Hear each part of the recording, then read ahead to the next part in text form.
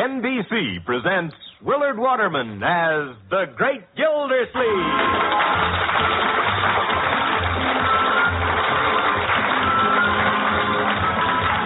Each week at this time, the National Broadcasting Company brings you a new adventure of the Great Gildersleeve, written by Virginia Safford Lynn.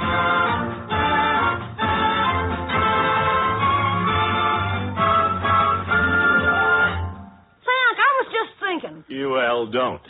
Well, that's the way the bunny hugs. How did a bunny get into this? I was thinking about Easter. Oh, well, why didn't you say so? Then you let me?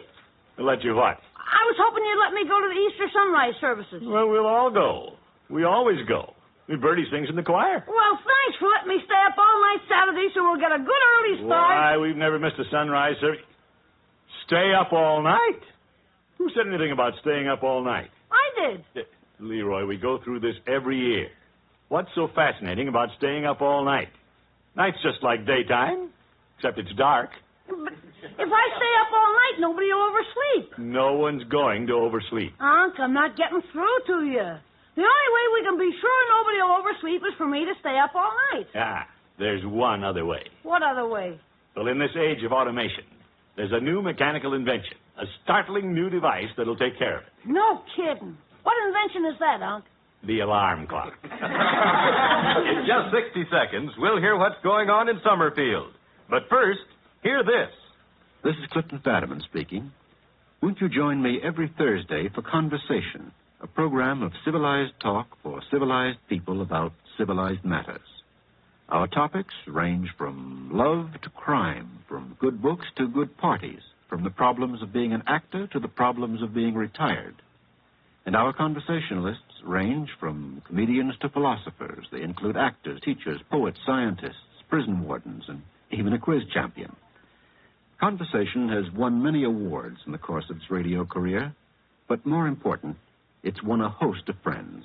To these old friends, and we hope many new ones, we're happy to announce that Conversation can once again be heard every Thursday over most of these stations. Watch your daily paper for the exact hour. For good talk on subjects you'd like to hear discussed by people you'd like to hear from, join us on Conversation every Thursday.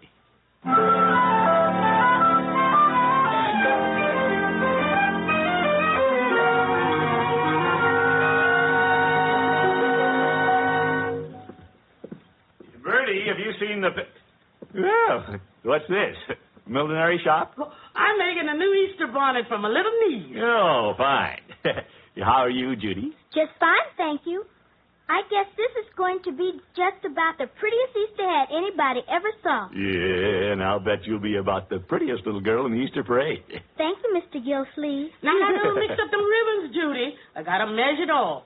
Did you want to ask me something, Mr. Gildersleeve? Oh, yes, Bertie. I was looking for the advertising section of the morning paper. I must have used it to make a collar pattern for the new dress I'm making.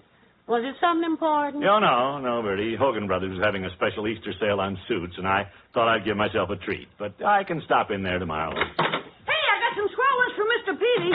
Oh, hi, Unc. Well, my boy, I wondered where you were. Well, I went down to get some dyes and stencils for Easter eggs. Oh, Judy, I got these flowers and bunnies for you.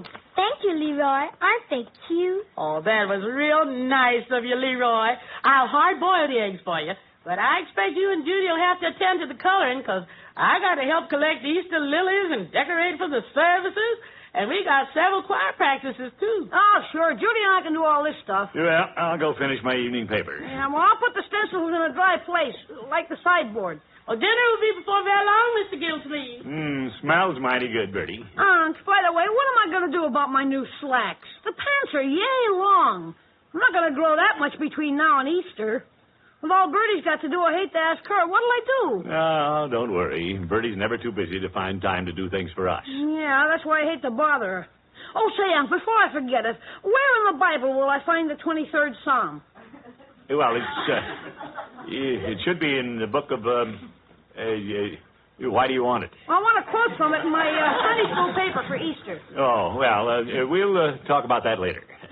You know where to find it, don't you? Oh, yes, don't worry. I'll have it for you. Thanks, Unc. I know I can count on you.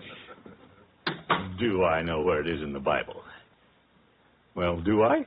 I better look it up before Leroy finds me out. Well, where is our Bible? It's always kept right here. Oh, this is terrible. And at Easter time, too.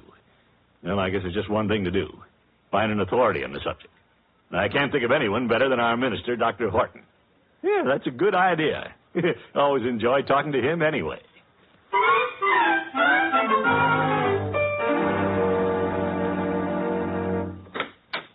Why, Mr. Gildersleeve, come in. Yeah, good evening, Dr. Horton. How nice to see you. Yeah, thank you.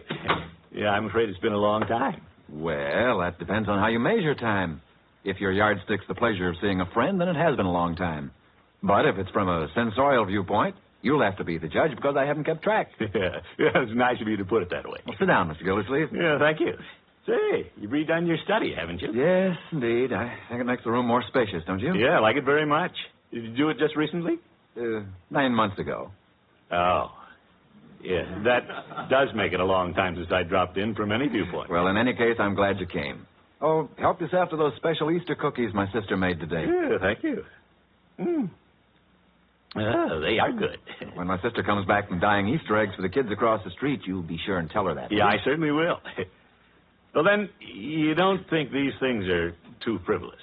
Easter eggs and cookies and things like that, I mean. Well, why should they be frivolous? Well, one of the things that brought me here was a feeling that people are getting so they take Easter rather lightly. Well, now, you must have a special reason for saying that. Yeah, yes, I do.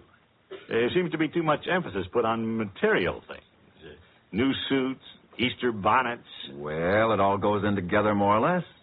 Easter bonnets and new clothes are sort of symbolic, the spirit of renewal that's part of Easter. Well, I suppose so. The opening of buds, the blossoming of trees, green stalks thrusting up through the rich brown soil, the reawakening of the earth, giving promise of life, miracles before our very eyes. Yeah. So what harm could there possibly be in a new Easter bonnet? Well, it's wonderful for you to look at it that way. I'm almost ashamed to tell you the real reason I came to see you. Oh? You see, Leroy asked where to find the 23rd Psalm, and I couldn't tell him. Well, if you'd stop to think, you'd realize it's the book of Psalms, and, of course, it's the 23rd one. Of course. Yeah, I wasn't thinking, was I? But, I didn't know whether it was the New Testament or the Old. Couldn't you have looked? Well, I couldn't find our Bible. That's what really upset me. Did you ask Leroy? Well, I was a little embarrassed. Well, the chances are that Leroy's been using it for his paper. Say, I never thought of that. It's probably up in his room. Yes, the whole thing isn't too alarming. There are a great many people here in Summerfield who would have the very same trouble. Yeah, I suppose so. But what do people do when their children ask questions like this? Huh? It's more alarming when the children don't ask. Oh, yeah, I see what you mean. The children are curious and interested enough to seek knowledge. There's no cause for alarm. Yeah, I guess I never thought about that before. But I don't think we do enough talking about religious matters, especially with the young folks. Oh, I know the Sunday schools do a good job, but that's only 1 hour a week. Yes, that's true. We don't have very much time for discussion. Dr. Horton, I've got an idea. I'm going to set aside one evening this week to discuss these matters with Leroy. Yeah, and his little friends, if they want to come. Well, I think that's a fine idea. This is kind of new to me. I don't know quite where I'm going. But as they say, a 1,000-mile journey begins with one step. And by George, I'm going to take that step.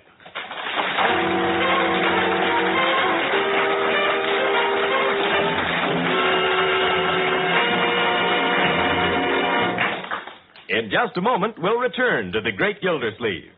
Hello, this is Danny Kaye. A few months ago, I returned from a trip around the world. And the purpose of that trip was my favorite subject, children. Sick children who won't survive unless they get help. I stopped to visit with these kids, to talk to them, get to know them. And believe me, folks, they need a hand. Badly. That's the picture abroad. And here at home, well, there are thousands of other boys and girls I want to talk to you about. Youngsters who also need our aid. Each year, come Easter season, your local Easter Seal Society asks you to provide care and treatment for the crippled children in your community. The greatest wish these kids have is to walk and talk and live normal lives just like any other children. Give them that chance by supporting Easter Seals. Send in your return envelope or address a gift to Crippled Children, care of your local post office. Do it today.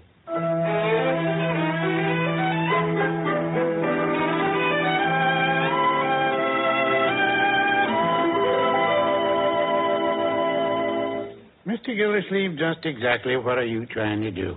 Well, I know what I'm trying to do, Peavy, but I don't know exactly how I'm going to do it. Well, that's something new for you. No, Peavy. Yeah, I'm glad you could come, though. The youngsters have a lot of respect for you, and maybe together we can get across the importance and meaning of Easter. That's what I'd like to do. Yeah, I'll help all I can. Good. Let's go see how they're coming along. Miss Gildersleeve, you think we should move the organ back a little? Well, perhaps we might try it. I think it should be closer to the wall. After all, your living room isn't too big, and you are. Why don't we push the Davenport back, too? Then we can put a couple of chairs right here. And, look, you can sit right here facing everybody, and that way we'll be sort of a half circle in front of you. Wouldn't that be nice? It seems to me the extra chairs should be over here instead. Mr. Gildersleeve? Yeah, just a minute, Judy. Well, why don't we try it and see? Okay, come on, Piggy. Give me a hand. Wait till I get hold of the other end. Mr. Gildersleeve? Just a second, Judy. Now, don't move it too much. That's enough. That's it. Mr. Gildersleeve, could I ask a question? Oh, yes, Judy. I'm sorry. What is it? Where do you want me to put these Easter lilies? Oh, I'm terribly sorry. Now, let's see. Where shall we... It seems to me the nice place for them would be on top of the organ. Oh, yes, then everybody can see them. I don't seem to remember ever seeing this organ before. Bertie rented it just for this special occasion. Wasn't that keen? Now, let's move that chair a little more, Piggy. Which way? Yeah, it was such a nice thing for Bertie to do. Well, music's always part of Easter. Well, even though this is just for the children, I must say I'm glad you didn't leave me out. I think it's a real keen idea, and I think we ought to do it once a week. Well, let's see how we come along, shall we? Want me to answer it, Unc? No, thanks. I think I'd better go. Bertie, if we move the organ a little more at an angle, we can all see the music right over your shoulder. Yeah, that's a very good idea, Mr. Peavy. Come on, Piggy, give me a hand here. Well, good evening, Dr. Horton. Come in. Good evening, Mr. Gildersleeve. Hope I'm not too early. No, just exactly right. Have your hat and coat? Yes, thank you. I probably didn't need them, but those spring nights do get a little chilly. Yeah. Well, you should come on into the living room. Of course, it's going to be informal because it's rather impromptu. Those are always the things that are the nicest. Yeah, I think you know everyone here. There's Bertie and Bertie. her little niece, and Mr. Peavy and Leroy and his friend Piggy Banks. Hi, Dr. Horton. Delighted to see all of you. Yeah, now, shall we all be seated? Oh, Dr. Horton, would you like to sit over this here? will do very nicely, thank you. Oh, you are really the one who should be doing this. No, indeed, Mr. Gildersleeve. This was your own idea, and you're the one to do it. Tonight, I'm merely a guest and a very interested listener. Well, thanks very much. All right, Unc, I think we're all ready now. Well, I've been so intent on doing this, I didn't stop to consider just how I was going to do it. I don't know where to begin. Well, if I might make a suggestion... Oh, please do. A nice hymn always gets things off to a good start. Yeah, of course. That's what we have the organ for. Yeah, how about it, Bertie? I'm ready, Mr. Gildersleeve, and here's one I'm sure we all know.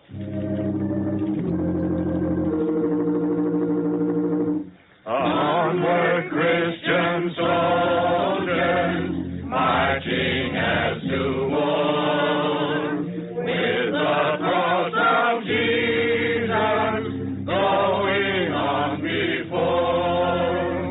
Christ, the royal master, leads against the foe. Forward into battle, see his banners go. Onward, Christian soldiers, marching as to war, with the cross of Jesus going on before.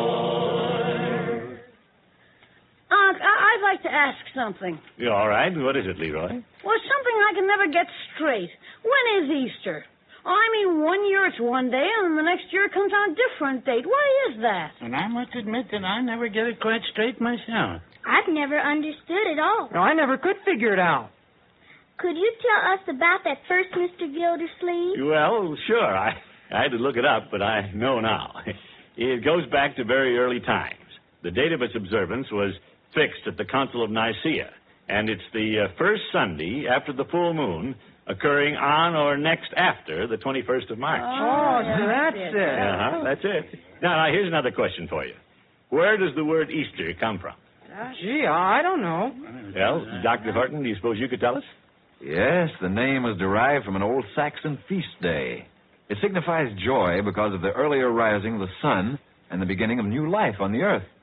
Throughout the world, even though people of different countries and races have varied ways of celebrating, all their traditions and rituals point to the same thing, an expression of faith in the glory of a new life. You know, it's wonderful to realize that the entire world joins in praise and joy. And it all becomes part of the story of Easter. And now, I'd like to tell you the story of the crucifixion. If you have any questions, you stop me. We will, Unc. Go ahead. Well, after the Last Supper, you know the story of that. Oh, sure. Well, after that, Jesus was arrested, as he said he would be. And he was tied and bound and brought before a meeting of the council of chief priests and judges and elders and scribes.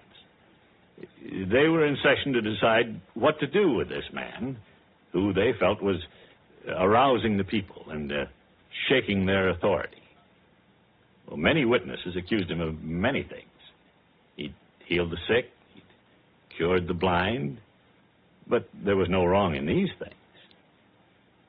Then what crime could they find him guilty of so that they might destroy this menace to their hold on the people? So they asked, "Art thou the Son of God?" And Jesus answered, "I am. And ye shall see the Son of Man sitting on the right hand of power." Well, to them this was blasphemy and sufficient cause for his destruction. So they led him before Pilate. I know Pilate was the Roman governor, but why did they take Jesus to him? Well, Judy, you see, the Romans were the rulers of the land at that time. And Pilate was the one who would have to pass judgment on Jesus if he were to be put to death. But Pilate examined Jesus and found no fault in him worthy of death. Still, the people demanded that he be killed. Now, there was another prisoner before Pilate, Barabbas, who had committed murder. And it was the custom of the time to release one prisoner at the feast of the Passover, whoever the people desired. So, mindful of this, Pilate offered to release Jesus. But the people cried, "Release Barabbas! Crucify Jesus!" And Pilate, bending to the will of the people, washed his hands of the whole matter and gave Jesus to be crucified. Then they mocked Jesus and placed a crown of thorns on his head and led him to a place called Calvary, where they nailed him to a cross between two criminals who were crucified with him. And Jesus said, "Father, forgive them, for they know not what they do." It was the 6th hour, and there was darkness over all the earth until the 9th hour. And Mary, the mother of Jesus, stood at the foot of the cross and saw him die.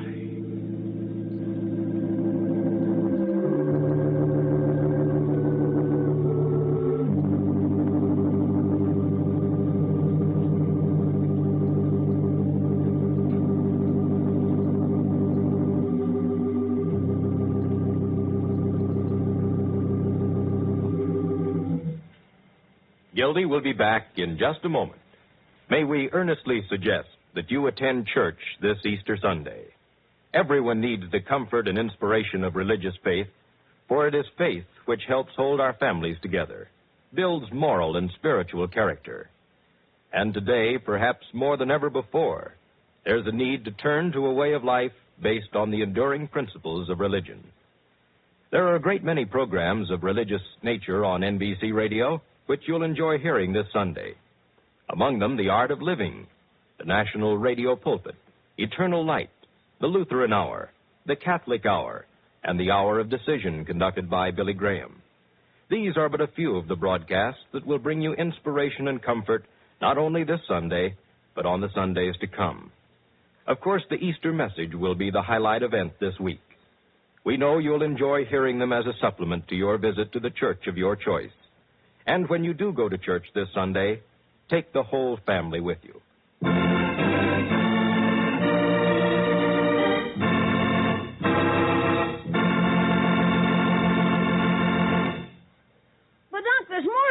story of Easter. I mean, the crucifixion's not the end. No, you're right, my boy. You're certainly right. The true story of Easter is the resurrection. And I'd like to read it to you as St. Mark tells it in his gospel. When the Sabbath was past, Mary Magdalene and Mary, the mother of James, and Salome had bought sweet spices that they might come and anoint him. And very early in the morning, the first day of the week, they came unto the sepulchre at the rising of the sun. And they said among themselves, Who shall roll us away the stone from the door of the sepulchre? And when they looked, they saw that the stone was rolled away, for it was very great. And entering into the sepulchre, they saw a young man sitting on the right side, clothed in a long white garment. And they were affrighted. And he saith unto them, Be not affrighted. Ye seek Jesus of Nazareth, which was crucified. He is risen. He is not here. Behold the place where they laid him. But go your way. Tell his disciples and Peter that he goeth before you into Galilee. There shall ye see him, as he said unto you.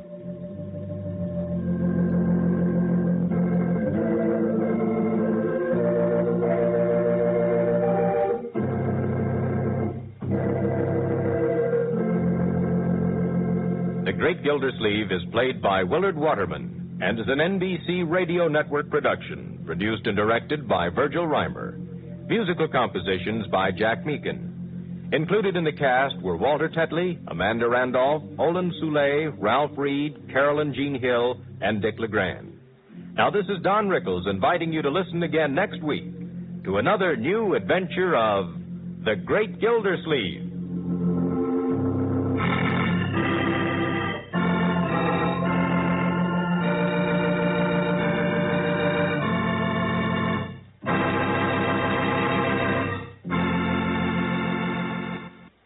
For music, variety, and fun, hear The Bill Goodman Show, followed by 2 hours of drama in the afternoon, every weekday on most of these NBC stations.